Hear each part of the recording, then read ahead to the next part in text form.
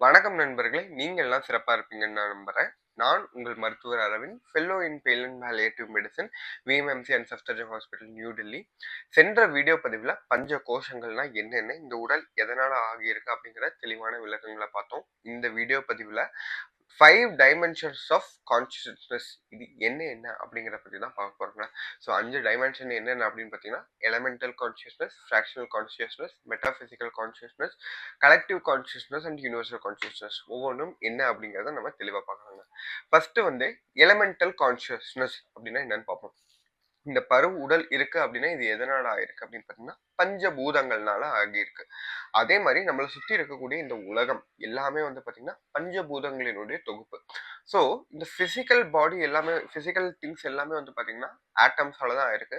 So இந்த atoms எப்படி இயங்குகிறது அப்படிங்கிறத பத்தின அறிவு, அப்படிங்கிறத பத்தின கான்சியஸ்னஸ், அதை தான் வந்து பாத்தீங்கன்னா நம்ம எலமெண்டல் கான்சியஸ்னஸ் அப்படின்னு நம்ம சொல்றோம். All the laws of physics, all the laws of chemistry, all the laws of thermodynamics, எல்லா லாஸுமே வந்து அப்ளிகல் ஆகக்கூடிய ஒரே லெவல் ஆஃப் கான்சியஸ்னஸ், எல்லாத்தினுடைய தொகுப்பு. சயின்ஸ் வந்து எத்தனை விஷயங்கள் எல்லாம் கண்டுபிடிச்சிருக்கு, சயின்டிபிக் அப்படின்னு சொல்லி கண்டுபிடிச்சிருக்கோம், அது எல்லாமே வந்து பாத்தீங்கன்னா அடங்கக்கூடிய ஒரு லெவல் ஆஃப் கான்சியஸ்னஸ் அப்படிங்கறத வந்து பாத்தீங்கன்னா எலமெண்டல் கான்சியஸ்னஸ். இப்போ ஃபார் எக்ஸாம்பிள் சொல்லணும் அப்படின்னா, இப்போ நம்ம என்ன சாப்பிட்டா நம்ம உடம்புல என்ன ரியாக்ஷன் வரும், அந்த ரியாக்ஷன் வந்தா இப்போ எந்த மாதிரி உணவுகள் சாப்பிட்டா நமக்கு டயபெட்டிஸ் வரும், அந்த மாதிரி டயபெட்டிஸ் வந்தா எந்த மருந்து சாப்பிடலாம், இந்த மாதிரி பிசிக்கல் பாடியில, பிசிக்கல் ரியாலிட்டியில நடக்கக்கூடிய உண்மைகள், விஷயங்கள், ட்ரூத்ஸ், இதை பத்தி தெரிஞ்சுக்க கொள்ளக்கூடிய ஒரு லெவல் ஆஃப் கான்சியஸ்னஸ், அந்த இயக்க அறிவு தான் வந்து பாத்தீங்கன்னா நம்ம எலமெண்டல் கான்சியஸ்னஸ் அப்படின்னு சொல்றோம். சரிங்களா? ரெண்டாவது லெவல் ஆஃப் கான்சியஸ்னஸ் வந்து பாத்தீங்கன்னா ஃப்ராக்ஷனல் கான்சியஸ்னஸ். ஃப்ராக்ஷனல் கான்சியஸ்னஸ் அப்படின்னா, ஃப்ராக்ஷன் அப்படின்னு பாத்தீங்கன்னா எதனுடைய பகுதி. அப்ப இந்த கான்சியஸ்னஸ், ஃப்ராக்ஷனல் கான்சியஸ்னஸ் சொல்றோம்னா எதனுடைய பகுதி இது அப்படின்னு பாத்தீங்கன்னா, இது கலெக்டிவ் கான்சியஸ்னஸ்னுடைய ஒரு பகுதி. கலெக்டிவ் கான்சியஸ்னஸ் என்னன்னு பின்னாடி பார்க்கலாங்க.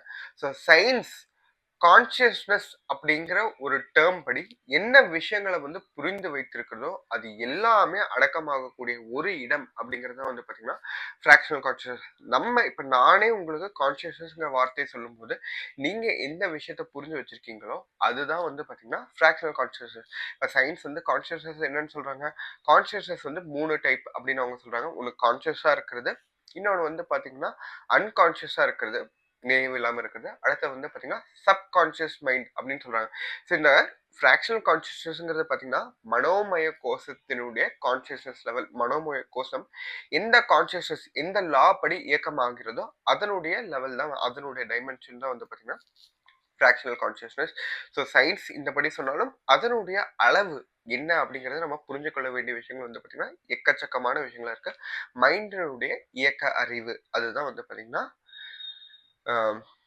Fractional consciousness. ஓகேங்களா? ஸோ மூணாவது லெவல் ஆஃப் கான்சியஸ்னஸ் வந்து பார்த்தீங்க அப்படின்னா மெட்டாபிசிக்கல் கான்சியஸ்னஸ். மெட்டாபிசிக்கல் கான்சியஸ்னஸ் என்னன்னு பார்த்தீங்கன்னா நம்மளுடைய குண்டலினி, நம்மளுடைய சக்கரங்கள், 7 சக்கரங்கள் இல்ல 112 சக்கரங்கள், நம்மளுடைய எனர்ஜி பாடி, இதனுடைய இயக்கம் எதன் அடிப்படையில் நடக்கிறது, அது வந்து எந்த லாஸ் படி இயக்கமாகிறது, அதனுடைய இயக்க அறிவு என்ன அப்படிங்கறத வந்து பாத்தீங்கன்னா மெட்டாபிசிக்கல் கான்சியஸ்னஸ்.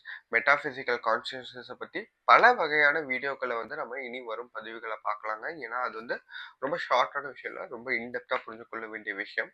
எனர்ஜி, இந்த பயோ எனர்ஜின்னு சொல்லக்கூடிய உயிர் சக்தியை பத்தி தெரிஞ்சுக்கிறது, குண்டலினி சக்தியை பத்தி தெரிஞ்சுக்கிறது அப்படிங்கிறது இன் டீட்டெயிலான டாபிக். அதை வந்து நம்ம பொறுமையா பார்க்கலாங்க. ஸோ மெயினா வந்து நான் உங்களுக்கு சொல்ல வேண்டிய விஷயம் பார்த்தீங்கன்னா யூனிவர்சல் கான்சியஸ்னஸும் கலெக்டிவ் கான்சியஸ்னஸும் தாங்க. நாலாவது லெவல் ஆஃப் கான்சியஸ்னஸ் வந்து பார்த்தீங்கன்னா கலெக்டிவ் கான்சியஸ்னஸ். விஞ்ஞானமய கோஷம் அப்படின்னா நம்ம என்னன்னு பார்த்தோங்க. இப்ப நம்ம எதனால ஆயிருக்கோம், அதே அணுக்கள்னால தான் நம்ம சுத்தி இருக்கக்கூடிய எல்லா பொருட்களும் ஆயிருக்கு.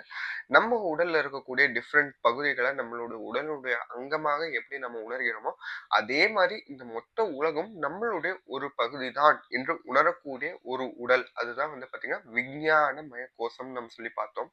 ஸோ அதே மாதிரி வந்து பாத்தீங்கன்னா இந்த ஃப்ராக்ஷனல் கான்சியஸ்னஸோட தொகுப்பு, எல்லா ஃப்ராக்ஷனல் கான்சியஸ், இப்போ 800 கோடி மக்கள் இருக்காங்க அப்படின்னா 800 கோடி மக்களுடைய ஃப்ராக்ஷனல் கான்சியஸ்னஸோட தொகுப்பு அப்படிங்கறதா வந்து பாத்தீங்கன்னா கலெக்டிவ் கான்சியஸ்னஸ். இப்ப நான் வந்து ரோட்ல போயிட்டு இருக்கேன், என்னை சுத்தி வந்து பாத்தீங்கன்னா சைக்கிள் பாக்குறேன், 2 வீலர் பாக்குறேன், கார்லாம் பாக்குறேன் அப்படின்னா இது எல்லாமே எதனால வந்திருக்குன்னா மக்கள் வந்து அந்த காலத்துல ஒரு 300 400 வருஷத்துக்கு முன்னாடி ஒரு இடத்துல இருந்து இன்னொரு இடத்துக்கு போகிறதுக்கு வேற ஏதாவது ஒரு எளிமையான வகையில ஒரு டிரான்ஸ்போர்ட் மோட் இருந்தா நமக்கு பெட்டரா இருக்குமே, நடந்து போறதுல இவ்வளவு கஷ்டமா இருக்குமே அப்படின்னு ஒருத்தங்க நினைக்கலைங்க. இந்த உலகத்துல இருக்கவங்க எல்லாருமே நினைக்கிறாங்க. சோ அப்ப அந்த நெசசிட்டி, அந்த தேவை இருக்கிறதுனால necessity is the mother of invention சொல்ற மாரி, அந்த தேவைக்கு ஏத்த மாரி யாரோ ஒருத்தங்க மக்களுடைய கலெக்டிவ் கான்ஷியஸ்லாம் சேர்ந்து யாரோ ஒருத்தவங்களுக்குள்ள வெளிப்பட்டு அவர்கள் அதற்கான இன்வென்ஷனை கொண்டு வராங்க. சோ அதுக்கப்புறம் இப்ப வந்து நான் தனியா போறது இல்லாம ஒரு 4 பேர் சேர்ந்து போனா நல்லா இருக்குமே அப்படின்னு நினைக்கும் போது கார் வந்துச்சு. அதுவே ஒரு 40 பேர் சேர்ந்து போனா நல்லா இருக்குமேன்னு சொல்லும்போது தான் பஸ் வருதுங்க. அதே இன்னும் ஃபாஸ்டா போகணும்னு நினைக்கும் போது பாத்தீங்கன்னா ஏரோப்ளேன் அந்த மாதிரி வருது. இப்போ ஒரு இடத்துல இருந்து இன்னொரு இடத்துக்கு சீப்பா போகிறதுக்கும், சீப் அண்ட் ஃபாஸ்டா போறதுக்கும் ஒரு மொடாலிட்டி வேணும்னு சொல்லும்போது தான் வந்து பாத்தீங்கன்னா இண்டிவிஜுவலா எல்லாரும் வண்டி வச்சுக்கணும், இவ்வளவு இன்வெஸ்ட் பண்ண முடியாதுங்கிறவங்களுக்கு அந்த மாதிரி ஒவ்வொரு தேவைக்கு ஏற்ற மாதிரி ஒவ்வொரு விஷயங்கள் பிறக்குதுங்க. இது எப்படி பிறக்குது அப்படின்னு பாத்தீங்கன்னா, மக்களினுடைய கூட்டு எண்ணங்களினுடைய தொகுப்பு, அந்த எண்ண தொகுப்புகளினுடைய வெளிப்பாடாக தான் வந்து பாத்தீங்கன்னா நம்மள சுத்தி இருக்கக்கூடிய எல்லா விஷயங்களும் நடக்குதுங்க. இப்ப நம்மள சுத்தி ஏர் பொல்யூஷன் இருக்கனால அதுக்கு நாம தான் காரணம். இப்ப நம்மள சுத்தி ஒரு ஹெல்த்தியான என்விரான்மெண்ட் இருக்கனால அதுக்கு நாம தான் காரணம். நம்மள சுத்தி நடக்கக்கூடிய அத்தனை விஷயங்களும் மக்களினுடைய கலெக்டிவ் கான்சியஸ்னஸோட தொகுப்பாக தான் நிகழ்கிறது அப்படிங்கிற மாதிரி தெளிவா புரிஞ்சுக்கணுங்க. ஒரு இடத்துல வந்து என்லைட்டன்ட் பீயிங்ஸ் வந்து பிறந்து வராங்க அப்படின்னு பாத்தீங்கன்னா, அப்ப மக்களுக்கு வந்து இந்த இந்த சத்தியங்களை வந்து மக்களுக்கு எளிய வகையில புரிஞ்சு கொள்றதுக்கு ஒருத்தர் வந்து பிறந்தால் சிறப்பா இருக்குமே அப்படின்னு ஒருத்தங்க நினைக்கிறீங்க, எல்லாரும் வந்து நினைக்கிறாங்க. அந்த கலெக்டிவ் கான்சியஸ்னஸோட தொகுப்பு, அந்த எண்ணத்தினால வெளிப்பாடுதான் வந்து பாத்தீங்கன்னா, யாருனுடைய மெட்டாபயோ காக்னிஷன் இதுக்கு வந்து லீஸ்ட் ரெசிஸ்டன்ஸோட வெளிப்பட முடியுமோ அவர்களிலிருந்து அது எக்ஸ்பிரஸ் ஆகி இந்த மாதிரி ஞானிகள், இந்த மாதிரி மக்கள் வந்து அதனால பிறந்து வெளிப்பட்டு வராங்க. மக்களுக்கு அந்த தேவையை வந்து பூர்த்தி செய்யறதுக்காக அவங்க அந்த மாதிரி பிறந்து வராங்க. அதே மாதிரிதான் வந்து பாத்தீங்கன்னா, ஒரே இடத்துல மக்கள் எல்லாரும் சேர்ந்து கூட்டு தவம் செய்யும் போதும், கூட்டு பிரார்த்தனை செய்யும் போதும், கோவில்கள்ல வந்து பண்டிகை செய்யும் போதும், இப்ப மகா சிவராத்திரி போன்ற பண்டிகைகள், இப்ப நவராத்திரியுடைய 2வது நாள் இன்னைக்கு போயிட்டு இருக்கு. இப்ப எல்லாருமே வந்து பாத்தீங்கன்னா இந்த அவங்களுடைய கான்சியஸ்னஸ் லெவல், பக்தியுடைய லெவல்லாம் வந்து பாத்தீங்கன்னா டிஃப்ரெண்டா இருக்கும். இப்ப வந்து நவராத்திரி போயிட்டு இருக்கு அப்படின்னா எல்லாருமே வீட்டுல கும்பிடுறது,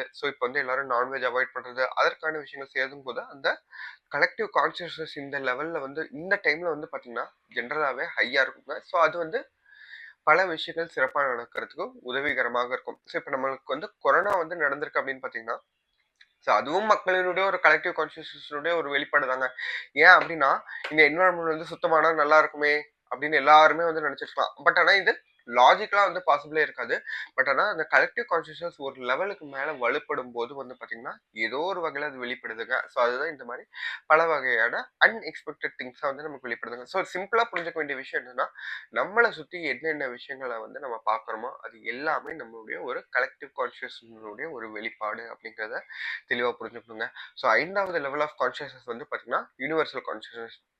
யுனிவர்சல் கான்சியஸ்னஸ் அப்படின்னா உலகத்தினுடைய அத்தனை சத்தியங்களும் இருக்கக்கூடிய ஒரே இடம் அப்படிங்கறது வந்து நம்ம புரிஞ்சுக்கலாம். யுனிவர்சல் கான்சியஸ்னா ஆனந்தமய கோஷத்தினுடைய ஒரு வெளிப்பாடு. ஆனந்தமய கோஷம்ங்கிறது பாத்தீங்கன்னா எல்லாத்துக்குமே ஆதாரமாக இருக்கிறது. இப்ப இந்த செல் அப்படின்னு பாத்தீங்கன்னா இது எங்க இருந்து வந்திருக்கு, ஆல்ரெடி நான் சொல்ல விஷயங்கள் படி பாத்தீங்கன்னா, நான் இப்ப எங்க அப்பா அம்மா இருந்து வந்திருக்கேன், அவங்க அப்பா அம்மா இருந்து வந்திருக்காங்க, அப்படியே ட்ரேஸ் பண்ணிட்டு போகும்போது எல்லாரும் ஒரு ஆண் ஒரு பெண்ணில இருந்து வந்திருக்கிறோம்.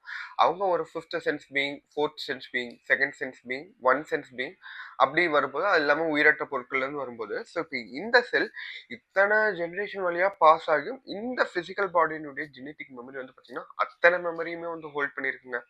இதை நான் பிசிக்கல் பாடிக்காக மட்டும் சொல்றேங்க.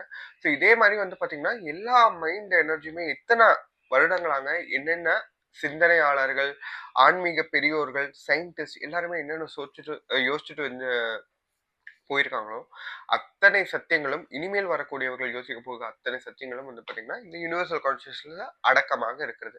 இதை எளிமையாக புரிஞ்சுக்கணும் அப்படின்னா என்னன்னு சொல்லணும் பாத்தீங்கன்னா, இப்ப நான் இருக்கக்கூடிய இந்த இடத்துல வந்து பாத்தீங்கன்னா இத்தனை வருஷமா யூடியூப்ல என்னென்ன வீடியோஸ் வந்திருக்கோ அத்தனை வீடியோஸோட இன்ஃபர்மேஷனும் இந்த ஒரு இடத்துல இருக்குங்க.